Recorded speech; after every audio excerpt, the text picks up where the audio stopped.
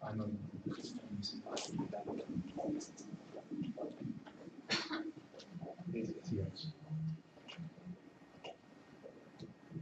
Bueno, hemos tratado de dividir esta presentación como para no hacerla tan tediosa. Ustedes saben que la reforma tributaria cambió artículos del Estatuto Tributario desde el 200 hasta el 40, IVA, venía. Entonces lo que vamos a organizar es básicamente una presentación en función de un estado financiero. Primero vamos a ver algunos aspectos transversales, digamos a todas las compañías, luego algunos aspectos del balance, modificación del balance general o el estado de situación financiera, luego un PIG y luego vamos a concluir si este cuento que traíamos hasta antes del 2016 del libro tributario queda como una leyenda o sigue viviendo. Sigamos. Este señor decía, no sé si lo conocen, que lo que nos enseñan a los colombianos no tiene nada que ver con las necesidades que tenemos los colombianos. Uno extrapola esto, no sé si a todos nos pasó, a todos los contadores públicos, y lo que nos enseñaron en la carrera de contaduría no tiene nada que ver con lo que uno vive en el día a día. Menos cuando hoy nos cambian todas las reglas y tenemos que implementar las mismas. Sigamos. Y entonces, el impuesto sobre la renta se volvió el ejercicio jurídico más complicado que hay que hacer en una compañía. Ustedes tienen que conjugar el estatuto tributario, decretos reglamentarios, doctrina de la DIAN, doctrina de las supersociedades. Ahora tienen que saber eso, ¿cierto? Bueno, y es básicamente lo que la reforma tributaria trae como cambio más representativo en cuanto al impuesto sobre la renta. No, es que no, por la transmisión. Listo. Como aspecto transversal, digamos que la promesa de valor que nos dieron en la exposición de motivos de la reforma tributaria es que iba a ser una reforma tributaria estructural.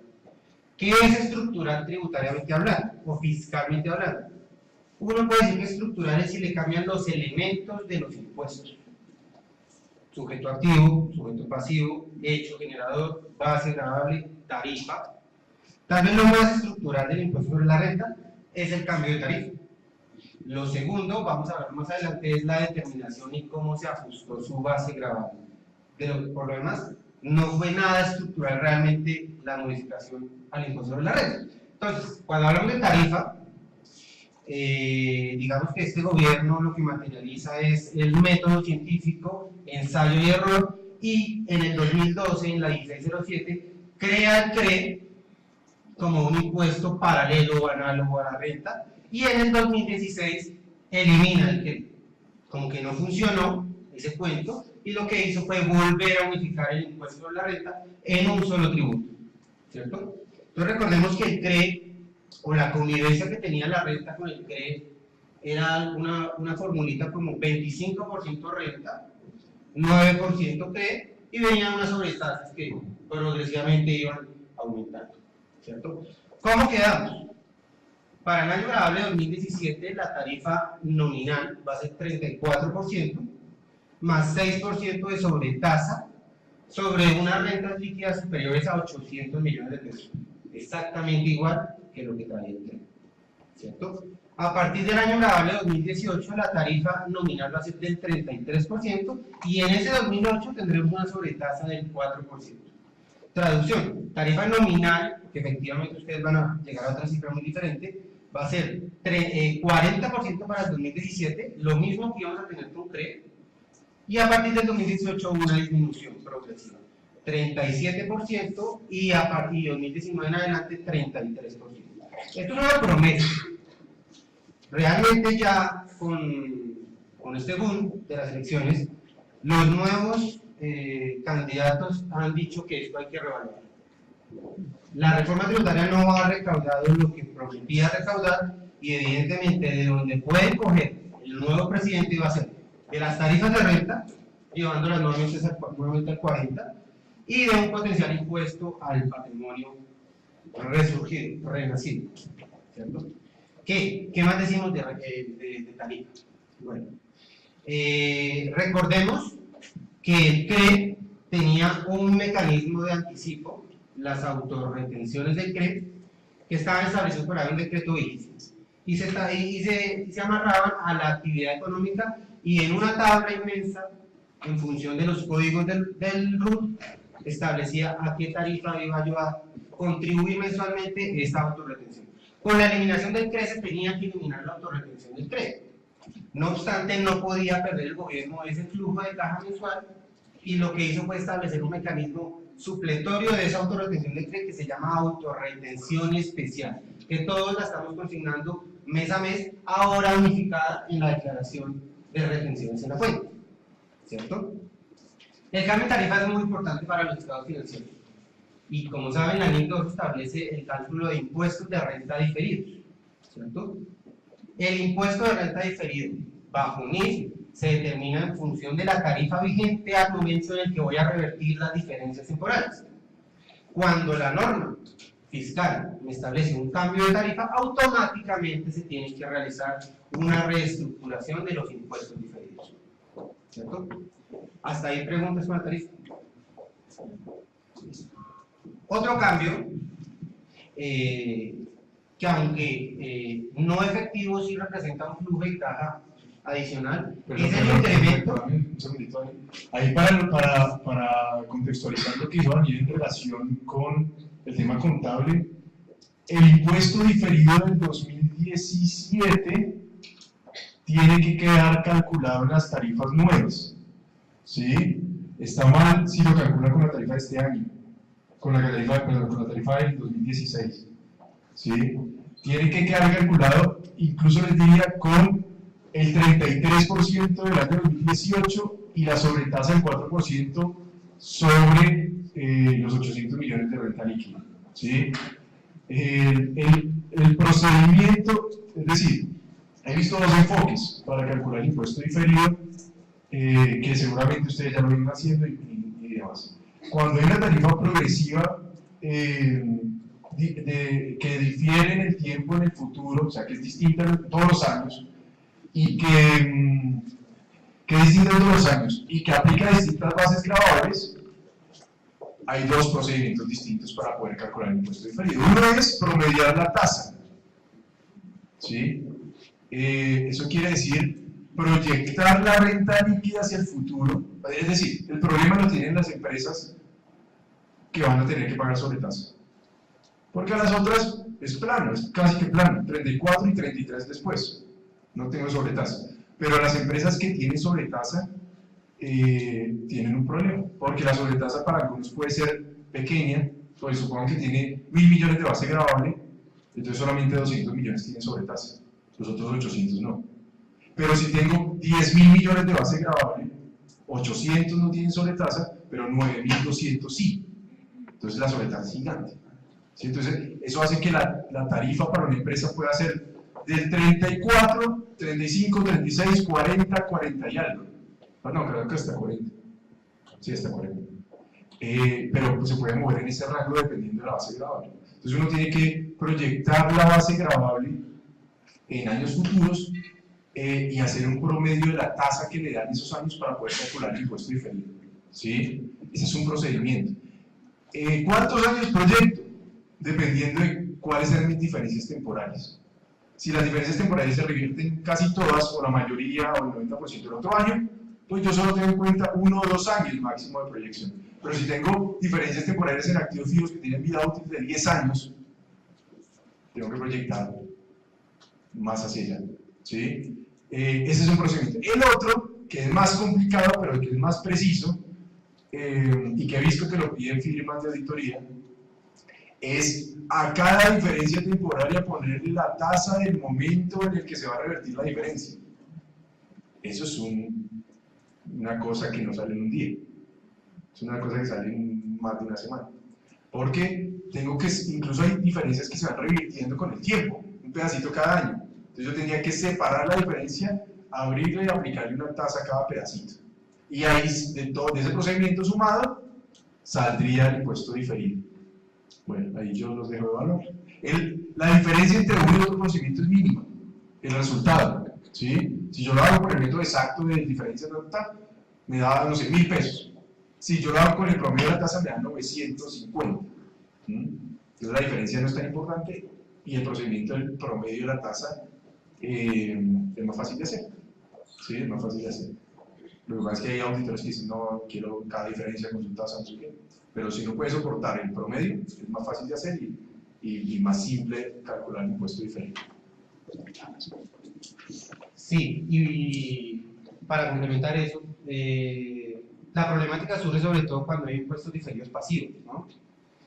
Ya lo vamos a hablar acá por el tema de la renta presuntiva, pero cuando hay diferencias temporarias a favor mío, es decir, que yo reconozco un diferido, mentiras, activo contra un ingreso, entre comillas, o un menor valor del gasto, muchas veces es más estricto la metodología que tiene que llevarse y el auditor es más ceñido a, por favor, calcúlemelo línea a línea, ¿cierto? Un ejemplo es efectivamente los excesos de renta presuntiva o las pérdidas fiscales que tienen las compañías. La reforma cambió el porcentaje de renta presuntiva, subiendo 5 décimas porcentuales. Recordemos que estaba en 3%, a partir del 2017 va a ser del 3.5%, ¿cierto? Cerrando el tema de impuestos diferidos, aunque lo vamos a ver tal vez un poquito más adelante, el tratamiento de las pérdidas fiscales también con la reforma tributaria cambió en dos sentidos. Uno, me estableció un régimen de transición a las pérdidas fiscales que yo traigo con anterioridad al 2016, donde ustedes por allá en el artículo 290 del Estatuto Tributario van a ver una fórmula, más o menos como la de la miscelánea de Baldor, en la que ustedes tienen que determinar qué parte, porque recordemos que ustedes podrían tener pérdidas fiscales en renta diferentes a las pérdidas fiscales de crédito. Un ejemplo fácil, las donaciones no eran deducibles en crédito, ¿cierto? Eso me llevaba a tener tal vez una pérdida fiscal menor en el crédito que en la renta. ¿Cómo voy a homogeneizar cuando unifico el impuesto esas pérdidas fiscales que tenían dos impuestos? Pues se inventaron una fórmula, no sé si ya, creo que más adelante la tengo, igual no la vamos a entender, toca hacerla, en la que básicamente por una metodología de una regla de tres compuesta, establecieron qué parte de las pérdidas fiscales del CRE voy a traer a este nuevo impuesto unificado de renta y cuáles de renta voy a traer al nuevo impuesto. Importantísimo de cara al impuesto diferido, porque ese porcentaje o ese valor de la recuperación de las pérdidas es el que va a ser base del impuesto diferido activo que voy a reconocer en estados financieros, siempre que tenga una proyección de utilidad. Claro, ahí acuérdense que cuando una empresa tiene pérdidas fiscales acumuladas, le genera activo por impuesto diferido. Entonces es como un derecho de deducción en el futuro. ¿Sí? Las pérdidas fiscales y los excesos de renta presuntiva son deducciones futuras. Pero la norma contable dice, no registre el activo por impuesto diferido si no está seguro que se lo va a poder tomar como deducción en el futuro. Y eso básicamente es, no registre el activo por impuesto diferido si usted sabe que no va a generar rentas líquidas grabadas en el futuro. Si usted trae pérdidas y la proyección es que va a seguir trayendo pérdidas, ¿dónde está el derecho? ¿Sí? O sea, ¿dónde está el derecho de deducirse eso en el futuro? Si la empresa va mal y va a seguir peor, fiscalmente, ¿no? Pero si usted tiene pérdidas fiscales y las proyecciones de la empresa dicen que está en un año de expansión y no sé qué, que por eso generó las pérdidas fiscales, pero que ya van a empezar a generarse las utilidades grabadas cuando el negocio despegue, ahí usted puede registrar un activo por impuesto diferido sobre las pérdidas fiscales. Y también la norma dice, puede ser que en su análisis las pérdidas sean 1000 pesos, pero su proyección para que solo vende se pueda tomar 500 de deducciones. Entonces solamente registra el activo por impuesto diferido sobre 500, no sobre 1000. ¿Sí? Eso es lo que se llama, bueno, se me olvidó,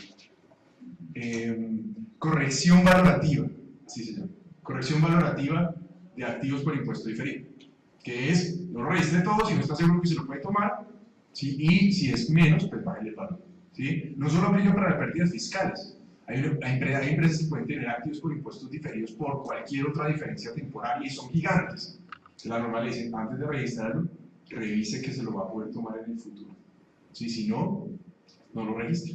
No lo registre y póngalo como una nota diciendo tengo pérdidas fiscales, pero mis proyecciones no dan para registrar el activo por impuesto diferido. ¿Sí? Bueno. Listo.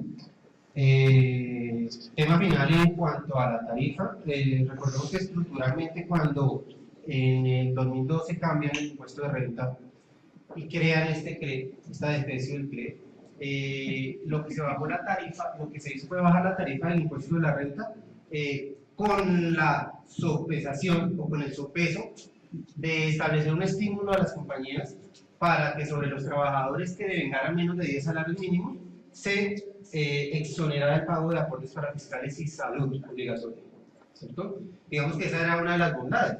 En la exposición de motivos se decía, oiga, vamos a bajar la carga tributaria a las compañías y vamos a incentivar la formalización del empleo para así darle un motor a la economía nacional. Esa es la promesa de valor. Esa fue la promesa de valor. Parece que eso era muy bueno, ¿cierto? Evidentemente eso sí incentivó, entre comillas, la formalización de los empleados con salarios de menos de 10 salarios mínimos. Eso no podía eliminarse. Eso, recordemos, estaba por allá en uno de los artículos de la ley 1607. Ley 1607 que por demás casi completamente queda derogada con esta 1819 y en dónde quedaba esa exoneración, ¿cierto? Entonces, lo que hizo el gobierno fue leer la bondad de esta disposición y elevarla ya al rango del estatuto tributario y quedó a nivel de estatuto tributario que aún hoy, con la unificación o reunificación del impuesto sobre la renta, vamos a tener sobre los trabajadores de menos de 10 salarios mínimos exoneraciones para fiscales y seguridad social. Sigamos.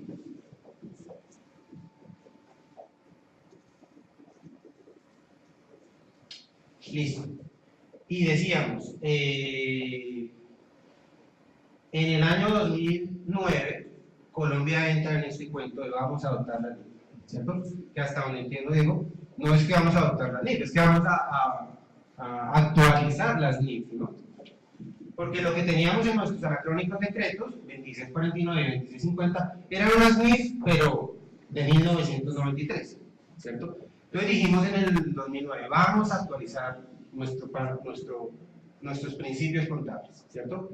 Y entonces todo el mundo arrancó una carrera y lo metieron en grupos y cada uno se estableció en qué año iba a arrancar el vivo NIF, pero parece que la asignatura pendiente fue la tributación. Entonces la DIAN dijo, oiga, yo todavía no sé cómo me va a ir con la NIF.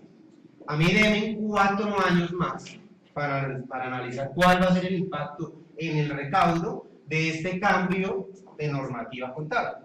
Y acuérdense que por allá en el 2012 se estableció el artículo 165 de la ley 1607 en el que le decían al contribuyente, usted durante 4 años va a tener que llevar un camino en su contabilidad por el cual llegue a las cifras contables, a las cifras fiscales, y ese camino va a estar fundado bajo los criterios de los antiguos principios contables. Y paralelamente, un camino financiero ya establecido con base en las nuevas normas contables, ¿cierto? Y eso hacía mucho sentido. ¿Por qué? Porque la filosofía de la tributación es totalmente diferente a la filosofía de la contabilidad, ¿cierto? A un financiero, a una compañía, le dan un bono, un premio por incrementar su utilidad, ¿cierto? Y en función de eso están los resultados de la contabilidad, la redundancia.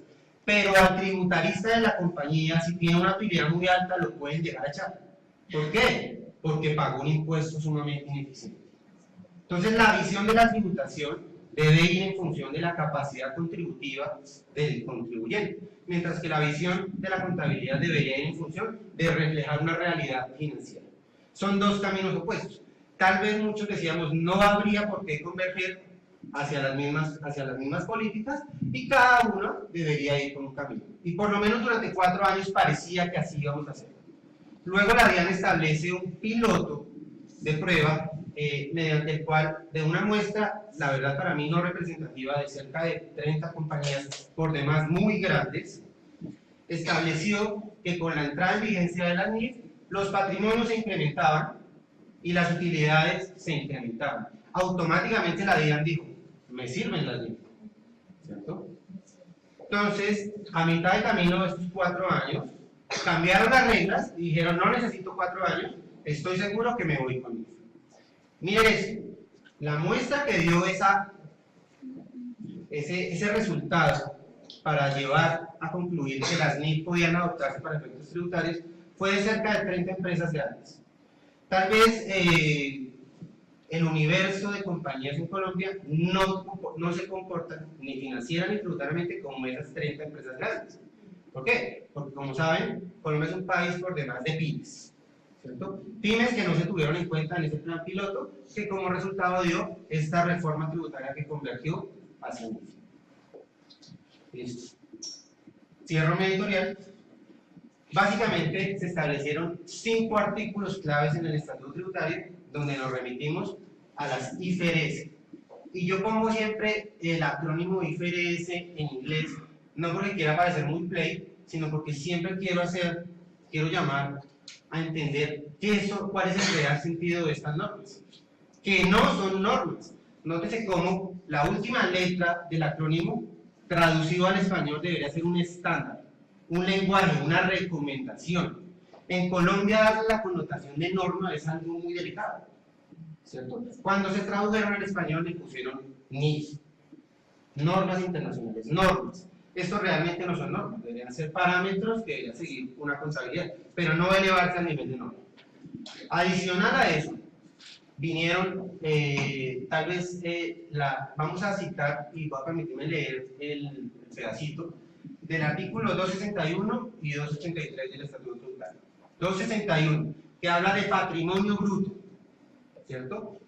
La reforma tributaria le incorporó un parágrafo que dice que se entenderá como activo los recursos controlados por la entidad como resultado de eventos pasados y de los cuales se espera que fluyan beneficios económicos futuros para la entidad. Hasta ahí, creo que hicieron un copy-paste de la norma. ¿De cuál norma? De las definiciones del marco conceptual. Ok, entonces, marco conceptual NIF, emanado de una entidad por allá en Londres, metido dentro del Estatuto Tributario colombiano, ¿cierto? Eso ya suena extraño, pero bueno. No integra en patrimonio bruto los activos contingentes de conformidad con la técnica contable. Les decía digo que es que la técnica contable per se no permite el reconocimiento de activos contingentes, entonces no sé por qué incluyeron esa alusión, ni el activo por impuesto diferido, ni la superación de cobertura y de derivados por los ajustes de medición a valor racional. Entonces acá empiezan las salvaguardas que el gobierno empezó a establecer en función de los criterios contables. Los criterios contables, bueno, el impuesto diferido ya siempre, aunque tiene un componente muy alto de conocimiento tributario para su determinación, nunca ha sido un activo ni un pasivo reconocido tributariamente, ¿cierto? Eso no estaba en ninguna norma, ¿cierto? A esa conclusión se llegaba interpretando todas las normas de patrimonio bruto del Estatuto Tributario. Acá por lo menos no lo dejaron en la norma. No sé si alguien aún incorporaba como activo el impuesto diferido o como pasivo el pasivo por impuestos diferidos. Ya vamos a ver que en la norma de pasivos también lo proscribieron, y lo que dejó claro, y esto lo vamos a ver más adelante, es un efecto nocivo que traía para la tributación la diferencia en cambio. Vamos a ver cómo todas las operaciones de cobertura y de derivados que fundan que están basados en ese criterio de tratar de mitigar el efecto de la diferencia en cambio, la reforma tributaria dejó congelados sus efectos hasta tanto no se liquiden o perfeccionen estos vehículos. ¿Por qué? Año 2015-2016, digamos que el dólar se pegó una subida muy grande y la mayoría, y este es un país con naturaleza importador de mercancías, importador de tecnología, que automáticamente cuando el dólar se sube, por efecto de la diferencia en cambio, sus estados financieros se ven afectados con un gasto por diferencia en cambio, ¿cierto? Gasto por diferencia en cambio que ustedes ven es etéreo, realmente no se ha incurrido en un peso, bueno, en la medida que no se ha pagado, y que lo que hizo fue bajar el recaudo nacional. ¿Por qué? Porque ese gasto lo que fue generando fue pérdidas fiscales o menores valores de la renta líquida. Entonces a la DIAN no le gustó mucho eso. Y dijo, vamos a congelar los efectos de la diferencia en cambio. como previendo que el comportamiento del dólar debería seguir así, o bueno, de la moneda extranjera. Y lo que hizo fue desde los artículos de activos, ya vamos a ver toda la parte de deducciones, congelar los efectos del ajuste por diferencia de cambio para propósitos tributarios. Para fines tributarios no vamos a tener diferencia de cambio sino hasta cuando liquidemos activos o paguemos pasivos, lo cual nos va a generar unas diferencias a conciliar en el impuesto diferido bastante considerables. Claro, hay una empresa que tiene derivados ya, financieros, ya sea que los lleve o no los lleve por contabilidad de coberturas, tiene diferencia temporaria. Tiene diferencia temporaria, o sea, no es permanente ni es que no existe. Tiene una diferencia temporaria porque el efecto fiscal, de acuerdo con lo que está diciendo Ariel y el estatuto, ocurre cuando se liquida el contrato. Pero ya sabemos que en NIF hay que ir reconociendo activos y pasivos por los derivados. ¿Sí? Ya sea contabilidad de coberturas o no, da lo mismo para efectos fiscales. Y va a generar un impuesto diferido. Artículo 283. Nuevamente hicieron un copy-paste al estatuto tributario. Las deudas se entienden como un pasivo que corresponde a una obligación presente de la entidad surgida a raíz de sucesos pasados, al vencimiento de la cual, y para cancelarla, la entidad espera desprenderse de recursos que incorporan beneficios económicos. El estatuto se podía leer. O sea, yo cuando leo una NIF, la verdad me cuesta mucho, no sé por qué. Es como 100 años de soledad, tengo que tener un cuaderno agarrado a ver lo que dicen, ¿cierto? El estatuto no tenía ese problema. Creo que es un problema de traducción, pero el estatuto no tenía ese problema. Pues se lo metieron, ¿cierto? Listo. Sigamos, este 289 lo quiero dejar para más adelantico.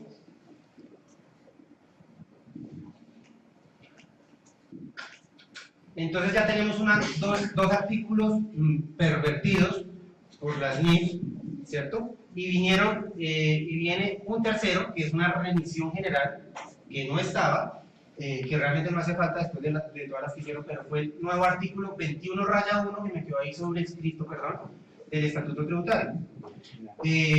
Para la determinación del impuesto sobre la renta. Ojo, las NIF van a tocar el impuesto sobre la renta. Va a ser una problemática adicional, temas de IVA, pero lo que se estableció en la reforma tributaria fueron directrices enfocadas hacia el impuesto sobre la renta. Para la determinación del impuesto sobre la renta y complementarios, en el valor de los activos, pasivos, patrimonio, el patrimonio no tiene efectos tributarios, pero ingresos, costos y gastos, los sujetos pasivos de este impuesto, obligados a llevar contabilidad, aplicarán los sistemas de reconocimiento y medición de conformidad con los marcos técnicos normativos contables vigentes en Colombia, cuando la ley tributaria remita expresamente a ellas y en casos en que no regule la materia. En todo caso, la ley tributaria puede disponer de forma expresa un tratamiento diferente de conformidad con el artículo 4 de la ley 1314 del 2009. Esto es un problema grave para los tributaristas. Los expertos en NIF quedaron muy contentos porque no tienen muchas diferencias, pero esto raya en la ilegalidad. ¿Por qué? No porque esto sea grave, o sea, un tema de corrupción ni nada de eso, sino porque por constitución, por principio constitucional, las bases gravables de los impuestos solo pueden modificarse en un lugar de Colombia, y es en el Congreso de la República, a través de sus dos cámaras, que es la que nos representa, entre comillas, a todos nosotros. Son los únicos que pueden modificar bases gravables de los impuestos, ¿cierto? Automáticamente con estas remisiones generales a NIF, le dieron esa potestad a unos sabios en Londres. En la medida que allá en Londres digan que un tratamiento contable se ve modificado, automáticamente en Colombia se van a ver modificadas las bases gravables del impuesto sobre la renta. Esto es ilegal, ¿cierto? Realmente esto, al día siguiente, o bueno, yo les voy a hablar de enero, de proferida, la reforma tributaria tenía 8 demandas de inconstitucionalidad, ¿cierto? Demandas que van corriendo, que tal vez surjan, tal vez no, tal vez maticen un poco los efectos de la NIF, tal vez no, pero que ya dan pie para pensar que esto lo hicieron un poco a la carrera, sin consultar un poco, sin consultar tal vez los principios constitucionales de los impuestos, ¿cierto? Esto es una iniciativa loable, pero tal vez perdieron de vista varios aspectos que vamos a ver si van a generar algún problema. Y existe una santa trinidad para efectos de la declaración de renta. Y va a ser el artículo 28, realización de ingresos, ¿cierto? El artículo 59, realización de costos, y el artículo 105 del Estatuto Tributario, realización de deducciones. Todos ellos, cuando ustedes vayan juiciosamente y revisen el estatuto, van a ver que hacen una remisión expresa a las mismas. Se remiten a lo que diga la contabilidad, con algunas salvaguardas.